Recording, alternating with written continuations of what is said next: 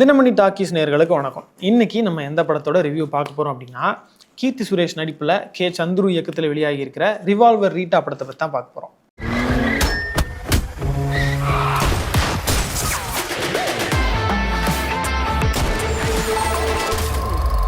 படம் எப்படி ஸ்டார்ட் ஆகுது அப்படின்னு பார்த்தீங்கன்னா, கர்மா இஸ் அ பூமராங் அப்படின்னு சொல்லி ஸ்டார்ட் ஆகி ஒரு 2 சம்பவத்தை காமிக்கிறாங்க. ஒன்று என்னன்னா, ஒருத்தர் நிலம் வாங்குறதுல ஏமாந்துடுறாரு. ஒரு மோசடியாளர்கள்ட்ட சிக்கி 2 கோடி ரூபாய் அவரோட சேவிங்ஸ்லேருந்து நிலம் வாங்க ட்ரை பண்ணி அதில் ஏமாந்து அந்த சோகத்தில் அந்த பணத்தை இழந்த வருத்தத்தில் அவர் என்ன பண்ணிடுறாருன்னா சூசைட் பண்ணிக்கிறாரு. இது ஒரு பக்கம்.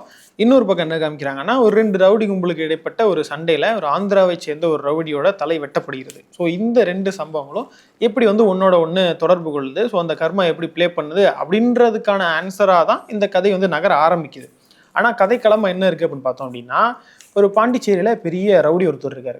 அவர் பேர் டிராகுலா பாண்டியன். அவர் என்ன பண்ணுறாரு அப்படின்னா, அவர் கொஞ்சம் போதையில் அவர் போக வேண்டிய இடத்துக்கு பதிலாக கொஞ்சம் ஒரு இந்த லெஃப்ட்டில் 5வது வீடுக்கு பதிலாக ரைட்டில் 5வது வீடு அந்த மாதிரி கொஞ்சம் ஸ்லிப் ஆகி கீர்த்தி சுரேஷோட, அதாவது ரீட்டாவோட வீட்டுக்குள்ளே ஒரு நுழைஞ்சிடறாரு. அந்த வீட்டில் ஒரு பர்த்டே ஃபங்க்ஷன் நடக்க வேண்டிய ஒரு சுச்சுவேஷன். அதுக்குள்ளே அவர் நுழைஞ்சிடறாரு. ட்ரெய்லரில் காமிச்ச மாதிரி உள்ளே நுழைஞ்சவர் அங்கே செத்து போயிடுறாரு. ஸோ அந்த டெட் பாடியோட ரீட்டாவோட குடும்பம், அதாவது ராதிகா, கீர்த்தி சுரேஷ், அவங்களோட 2 பொண்ணுங்க, இவங்க இந்த பாடியோட என்ன பண்ணுறாங்க, அந்த பாடியை எந்த பிரச்சனையும் இல்லாமல் எப்படி டிஸ்போஸ் பண்ணுறாங்க, ப்ளஸ் அந்த ரவுடியோட மகன்கள் 2 ரவுடிகள் இருக்காங்க, ரவுடி மகன்கள், அவங்க அப்பாவை தேடுற இதில் கண்டுபிடிச்சாங்களா இல்லையா, அவங்க கையில இருந்தும் இந்த குடும்பம் எப்படி தப்பிச்சுது அப்படின்ற ஒரு ட்ராமாவை தான் இந்த படம் அன்ஃபோல்ட் ஆகிற சிச்சுவேஷன் இருக்குது. இதில் அந்த கர்மா எப்படி ப்ளே பண்ணுது அப்படின்றதையும் கொஞ்சம் நேக்காக டைரக்டர் சொல்ல ட்ரை பண்ணியிருக்காரு. ஃபஸ்ட்டு இந்த படம் ஒரு சின்ன ஒரு இடைவெளிக்கு அப்புறம் தான் ரிலீஸ் ஆயிடுச்சு அப்படின்னு சொல்லலாம். ரொம்ப நாளாக இந்த படத்தில் ஒர்க் நடந்துட்டு இருந்துச்சு, கொஞ்ச நாள் சைலண்டாக இருந்துச்சு. இந்த அறிவிப்புகளுமே கொஞ்சம் தாமதமாக வந்துட்டே தான் இருந்துச்சு. அதனால் அப்படி தாமதமாக வெளிவந்த ட்ரெய்லர்னால ஒரு பெரிய எதிர்பார்ப்பு ஏற்பட்டுச்சா அப்படின்னு கேட்டால் கிடையாது அப்படின்னு தான் சொல்லணும். ட்ரெய்லர் அவ்வளவு ஒரு எக்ஸ்பெக்டேஷன் ஏற்படுத்துகிற அளவில் இல்லை அப்படின்னு தான் சொல்லணும். ஆனாலுமே படத்தின் மேலே ஒரு சின்ன எதிர்பார்ப்பு வர்றதுக்கான காரணங்களாக என்னென்ன இருந்துச்சு அப்படின்னு பார்த்தோம் அப்படின்னா, ஃபஸ்ட்டு படத்தோட டேரக்டர் இருக்கார். அவர் என்னன்னா, அவர் நவீன சரஸ்வதி சபதம் படம் எடுத்திருக்காரு. ஸோ அதுக்கப்புறம் ரைட்டராக நிறையா படங்களில் ஒர்க் பண்ணியிருக்காரு. இந்த மாநாடு, அப்புறம் இல்லை இந்த தமிழ் படம் 2 இந்த மாதிரி படங்களில் நிறையா படங்களில் அவர் ஒர்க் பண்ணியிருக்காரு. ஸோ அதனால் இது டார்க் காமெடின்ற ஒரு டேக்ல ரிலீஸ் ஆகிறதுனால கண்டிப்பாக அந்த படம் நல்லா இருக்குன்ற ஒரு சின்ன எதிர்பார்ப்பு எல்லார்ட்டையும் ஏற்பட்டதை பார்க்க முடிஞ்சது. அது மட்டும் இல்லாமல் கீர்த்தி சுரேஷ் லீட் ரோல் பண்ணுறாங்கிறதுனால அவங்களோட ஃபேன்ஸுக்குமே ஒரு நல்ல எதிர்பார்ப்பு இருந்தது அப்படின்னே சொல்லலாம். ஸோ இந்த படத்தோட முக்கியமான ஆளாக இருக்கிற கீர்த்தி சுரேஷ் இந்த படத்தில் என்ன ப்ளே பண்ணியிருக்காங்க, எப்படி பண்ணியிருக்காங்க அப்படின்னு பார்த்தோம் அப்படின்னா, ஆப்வியஸாக அவங்க இந்த படம் கேட்குற, இந்த கதாபாத்திரம் கேட்குற ஒரு நடிப்பை ரொம்ப அழகாக எந்த குறையும் இல்லாமல் கொடுத்துருக்காங்கன்னு தாராளமாக சொல்லலாம் அப்படின்னு நினைக்கிறேன். நகைச்சுவை காட்சிகளாக இருந்தாலும் சரி, இல்லைனா பிஜிஎம்மோட, அவங்க தான் ஹீரோ படத்தில் இல்லையா, அதனால் பிஜிஎம்மோட ஆக்ஷன் சீக்வன்ஸாக இருந்தாலும் சரி, எல்லாத்தையுமே ஒரு கைதேர்ந்த நடிகர்ன்றதை காட்டுற அளவில் ரொம்பவே நல்லா பண்ணியிருந்தாங்க அப்படின்னு சொல்லலாம். அதுக்கப்புறமா படத்தில் இன்னொரு முக்கியமான நடிகை யார் இருக்காங்க அப்படின்னு பார்த்தோம்னா, ரீட்டாவோட அம்மா ராதிகா சரத்குமார் நடிச்சிருக்காங்க. அவங்க இந்த படத்தில் அவங்களோட கதாபாத்திரம் கொஞ்சம் இன்ட்ரெஸ்டிங்கான கதாபாத்திரம்னு சொல்லலாம். மாலை போட்டு இருப்பாங்க, பயப்படக்கூடிய ஆள், ஆனால் அதிக பிரசங்கித்தனமாக ஏதாவது பண்ணிட்டு இருக்கிறாள். அவங்களால தான் முக்கால்வாசி பிரச்சனைகள் இந்த குடும்பத்தில் உருவாகுது அப்படின்ற சிச்சுவேஷனில் இருக்கிற ஒரு கேரக்டர். அவங்க அதை ரொம்பவே அழகாக பண்ணியிருந்தாங்க அப்படின்னு சொல்லலாம். எந்த இடத்துலையும் ரொம்ப மிகையாவோ இல்லை தேவையில்லாததாவோ தெரியல, அதை அவங்க ரொம்ப அழகாக கேரி பண்ணியிருந்தாங்க அப்படின்னு சொல்லலாம். அதுக்கடுத்து அந்த குடும்பத்தில் இருக்கிறவங்களையே பார்த்தோம் அப்படின்னா, அடுத்து 2 மகள்கள் இருக்காங்க. 2மே பார்த்த முகங்களாக தான் இருக்குது. 2 பேருமே அவங்க கேட்குற டேரக்டர் கேட்குற நடிப்பை, கதைக்கு தேவையான நடிப்பை எந்த ஒரு மிகையும் இல்லாமல் நல்லா பண்ணியிருக்காங்க அப்படின்னே சொல்லலாம். அடுத்ததாக இருக்கிற முக்கியமான கதாபாத்திரங்களை யாரெல்லாம் நடிச்சிருக்காங்கன்னு பார்த்தோம் அப்படின்னா, ஒரு முக்கிய ரவுடியாக சுனில் நடிச்சிருக்காரு. அப்புறம் ஒரு முக்கிய போலீஸாக ஜான் விஜய் நடிச்சிருக்காரு.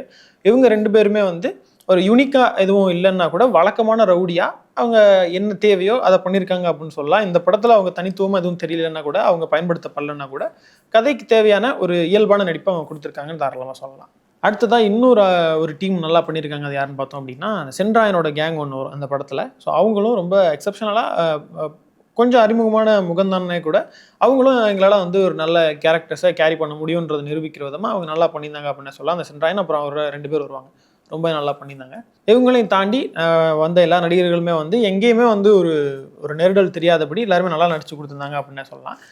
அடுத்ததான் அந்த படத்தில் நம்ம பார்க்க வேண்டிய ஆளாக யார் இருக்காங்கன்னு பார்த்தோம்னா, எழுத்தாளர் இயக்குனராக இருக்கிற கே சந்துரு அவர்கள் தான். அவங்க இந்த படத்தில் எப்படி ஒர்க் பண்ணியிருக்காங்க, ஒரு டார்க் காமெடின்ற டேக்ல ஒரு படம் ரிலீஸ் ஆகிருக்கும் போது அது எப்படி இருக்குது அப்படின்னு பார்த்தோம் அப்படின்னா, கதைக்களமாக இந்த படம் கண்டிப்பாக ஒரு நல்ல ஒரு ஜோக் உள்ள ஒரு கதைக்களம் அப்படின்னு சொல்லலாம். ஏன்னா இப்படி ஒரு சுச்சுவேஷனில் நிறைய ஜோக்ஸ் ஒர்க் பண்ணலாம். அவர் ஒரு கியூரியாசிட்டி ஏற்படுத்தக்கூடிய ஒரு இன்ட்ரிகிங்காக இருக்கக்கூடிய ஒரு கதைக்களமாக தான் தெரியுது. ஒரு பெரிய தாதா ஒரு ஒரு நார்மலான குடும்பத்தில் வீட்டுக்கு வந்து அவர் செத்து போயிடுறாரு.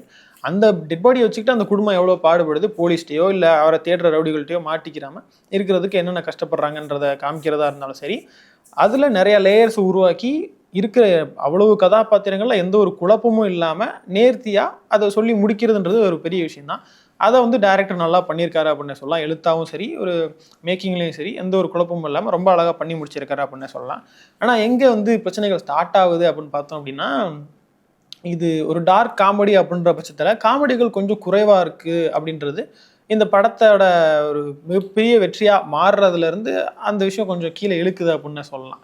ஏன்னா அந்த படத்தில் இருக்கிற நிறைய காமெடிகள் வந்து நம்ம அதிகமாக பார்த்து பழகின காமெடிகளாகவும், சில காமெடிகளில் வந்து சில முக்கியமான காமெடிகள்லாம் மியூட் பண்ணியிருந்தாங்க. அது எதுக்குன்னு தெரியல. ஸோ அது சர்டிஃபிகேட்டுக்காக இருக்கும்னு வச்சுக்கோங்களேன். ஆனால் அந்த மாதிரியான சில விஷயங்கள் வந்து படத்தோட அந்த காமெடின்ற ஃபேஸ்லேருந்து படத்தை குறைச்சது மாதிரியான ஒரு ஃபீல் இருந்ததை தவிர்க்க முடியல. அதுவுமே கூட படத்தோட ஒரு பெரிய மைனஸாக இருக்குது அப்படின்னு சொல்லலாம். அடுத்ததாக டைரக்டரோட கையில் இருக்கிற விஷயம் விலகி போனதாக இன்னொன்று என்ன இருக்குது அப்படின்னு பார்த்தோம் அப்படின்னா, கதாபாத்திரங்களோட இணைய முடியாத நிலை வந்து ஒரு மைனஸாக அந்த படத்தில் இருக்குது அப்படின்னு சொல்லலாம். ஏன்னா ஒரு நடுத்தர குடும்பம், ஒரு நார்மலான குடும்பம், அந்த குடும்பத்துக்கு ஒரு பிரச்சனைகள் வரும்போது நடுத்தர குடும்பம்னாலே மெஜாரிட்டி ஆஃப் த ஒரு ஆடியன்ஸோட அது கனெக்ட் ஆகணும் இல்லையா? அவங்களுக்கு ஏதாவது பிரச்சனை வரும்போது நம்மளுக்கு ஒன்று தோணும் இல்லையா? அவங்க ஐயோ மாட்டிக்க போகிறாங்களோன்ற ஒரு சின்ன பதைப்பதைப்பு இருக்கணும் இல்லையா? அது இந்த படத்தில் ஏனோ மிஸ் ஆயிருச்சு அப்படின்னு சொல்லலாம். மேபி அந்த குடும்பத்தில் உள்ளவங்களோட கனெக்ஷனை, அவங்களுக்குள்ள உள்ள பாண்டிங்கை காமிக்கிறதுக்கான காட்சிகள் இதில் இல்லைன்றது கூட அதுக்கான காரணமாக இருக்கலாம் அப்படின்னு நினைக்கிறேன். அது மட்டும் இல்லாமல் இறந்து போன அந்த ரவுடி இருக்கார் இல்லையா, அந்த ரவுடியோட பசங்க இருக்காங்களா, அவங்க தேடுறாங்கல்ல, ஸோ அந்த ரவுடிக்கும் பசங்களுக்குமான ஒரு பாண்டிங்கை கூட ஒரு சின்ன காட்சிகள் கூட இல்லாமல் இருக்கிறது கூட அந்த இன்டென்ஸை குறைச்சிச்சோன்ற ஒரு சின்ன தாட் இருக்கு. உச்சபட்ச லாஜிக்கெல்லாம் பார்க்க வேண்டிய ஒரு படமாக இந்த மாதிரியான படங்கள் இல்லை. இது வெறும் கமர்ஷியலாக காமெடியான படம் தான் அப்படின்னு இருந்தாலுமே கூட இந்த மாதிரியான விஷயங்கள் கொஞ்சம் ஒரு நெருடலாக வந்து இருக்கிறத தவிர்க்க முடியல அப்படின்னே சொல்லலாம். அங்கங்கே ஒரு சில நல்ல ஜோக்ஸ் இருந்தாலுமே கூட, நம்ம சிரிக்கிற மாதிரியான ஜோக்ஸ் இருந்தாலுமே கூட, மெஜாரிட்டியாக ஒரு டார்க் காமெடின்ற ஒரு டேக்ல ஒரு நகைச்சுவை படமாக வெளில வர ஒரு படம் தேவையான அளவு காமெடிகள் இல்லாமல் இந்த படம் திணறுதோ அப்படின்ற ஒரு தாட் வந்ததை தவிர்க்க முடியல. அது மட்டும் இல்லாமல் சில நகைச்சுவைகள் வந்து தொந்தரவு பண்ணும் விதமாக இருந்துன்னு சொல்லலாம். எக்ஸாம்பிளுக்கு இதில் ரெடின் கிங்ஸ்லே வர்றாரு. அவர் வந்து அவர் நார்மலாக எல்லாருக்கும் தெரியும், அவர் ஒரே மாதிரி பண்ணிட்டு இருக்காருன்ற ஒரு தாட் ஒரு டாக் எல்லா இடத்துலையும் இருந்தது. ஸோ இந்த படத்தில் அது கொஞ்சம் அது அதிகமாக இருந்த மாதிரி ஒரு ஃபீல் இருந்ததுன்னு சொல்லலாம். ஆரம்பத்துலேருந்து கடைசி வரை அவரோட நகைச்சுவை காட்சிகள் கொஞ்சம் தொந்தரவாக இருந்தது அப்படின்னு சொல்லலாம். அதோடு சேர்த்து ஒரு பிளேட் சங்கர் வருவார். அவர் வந்து மூத்த மகளோட கணவனாக, ஒரு குடிகார கணவனாக வருவார். ஸோ அந்த காட்சிகளுமே கூட பெருசாக ஒரு நகைப்பூட்லையோ, அது தேவையில்லாமல் திணிச்ச ஒரு காட்சியாக இருந்துச்சு. அது ஒரு இடத்துல அவரால் ஒரு சின்ன விஷயம் நடக்கிற மாதிரி இருந்தாலுமே கூட இது கொஞ்சம் என்ன சொல்கிறது, கொஞ்சம் ஒரு டயரிங்கான ஒரு ஜோக்ஸாகவே தெரிஞ்சுதுன்னு சொல்லலாம். இது எல்லாமே இருந்தாலும் கூட இந்த அளவுக்கு ஒரு ரொம்ப நார்மலான ஒரு கதையை, ஐ மீன் காமெடியை மட்டுமே வச்சு நகரக்கூடிய சிம்பிளான ஒரு கதையை எவ்வளவு இன்ட்ரெஸ்டிங்காக கொண்டு சேர்க்க முடியுமோ ஸ்கிரிப்டின் மூலமாக, அந்த திரைக்கதையின் மூலமாக கொண்டு சேர்க்க எல்லா முயற்சியுமே டைரக்டர் போட்டிருக்காரு அப்படின்னு சொல்லலாம். ஏன்னா எந்த இடத்துலையுமே ரொம்ப போரிங்காக, ரொம்ப சலிப்பை ஏற்படுத்தும் விதமாக இந்த படம் இல்லைன்றது உண்மை. அடுத்ததான் இந்த படத்தில் பேச வேண்டிய இன்னொரு ஆளாக யார் இருக்காங்க அப்படின்னு நான் நினைக்கிறேன்னா, படத்தோட ஒளிப்பதிவாளர் தினேஷ் கிருஷ்ணா இருக்கார். ஸோ அவர் இந்த படத்தில் ரொம்பவே நல்லா ஒர்க் பண்ணியிருக்காரு அப்படின்னு சொல்லலாம். எந்த இடத்துலையும் ரொம்ப ஒரு டிஸ்டர்பிங்காக இல்லாமல், இந்த ஹீரோயிக் காட்சிகளில் வந்து டூ மச் லைட்ஸ்லாம் அப்படி யூஸ் பண்ணி ஒரு மாதிரி ரொம்ப ஃபேக்காக தெரியாமல் இதில் அவர் ரொம்ப அழகாக ஒர்க் பண்ணியிருந்தார் அப்படின்னு சொல்லலாம். அவர் நல்லா ஒர்க் பண்ணியிருக்காருன்றதை நோட் பண்ணாமல் இருக்க முடியல அப்படின்னு சொல்லலாம். நிறையா காட்சிகள் கீர்த்தி சுரேஷை அழகாக காட்டுற காட்சிகளாக இருந்தாலும் சரி, இல்லை அவங்கள மாசா காமிக்கிற காட்சிகளாக இருந்தாலும் சரி, எல்லாத்துலேயுமே அவர் ஒரு கைதேர்ந்த ஆளுன்றதை இந்த படத்தின் மூலமாக அவர் காமிச்சிருக்காருன்னு சொல்லலாம். அடுத்ததான் முக்கியமான ஒரு விஷயம் என்னென்னா, இந்த படத்தோட இசையமைப்பாளராக யார் இருக்காருன்னா ஷான் ரோல்டன் ஒர்க் பண்ணியிருக்காரு. ஆனால் படம் முடிஞ்சோன்னே நம்ம யார் மியூசிக்னு தேடி பார்க்கும்போது இவர் பேர் வரும்போது ஷாக்கிங்காக தான் இருக்குது அப்படின்னு சொல்லலாம். ஏன்னா அவரோட டச் இந்த படத்தில் பெருசாக இல்லையோ அப்படின்னு தோணுச்சு. ஏன்னா அவருக்குன்னே ஒரு யூனிக்கான ஒரு ஸ்டைல் இருக்கும்ல, அது இந்த படத்தில் வெளிப்படல அப்படின்னு தான் சொல்லணும்.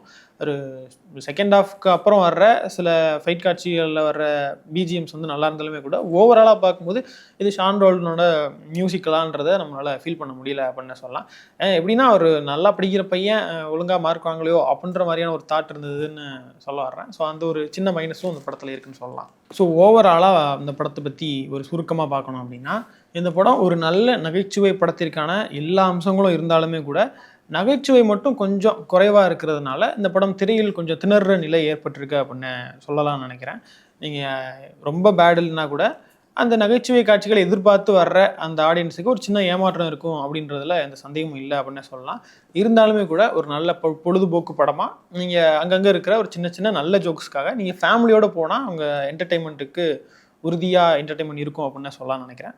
ஸோ இந்த படத்தை போய் தியேட்டரில் பாருங்கள். உங்களோட வியூ என்ன அப்படின்றத கமெண்ட்ஸில் சொல்லுங்கள். ஸோ இந்த வீடியோ உங்களுக்கு பிடிச்சிருந்தது அப்படின்னா லைக் பண்ணுங்கள், ஷேர் பண்ணுங்கள், தினமணி சேனலை சப்ஸ்கிரைப் பண்ணுங்கள்.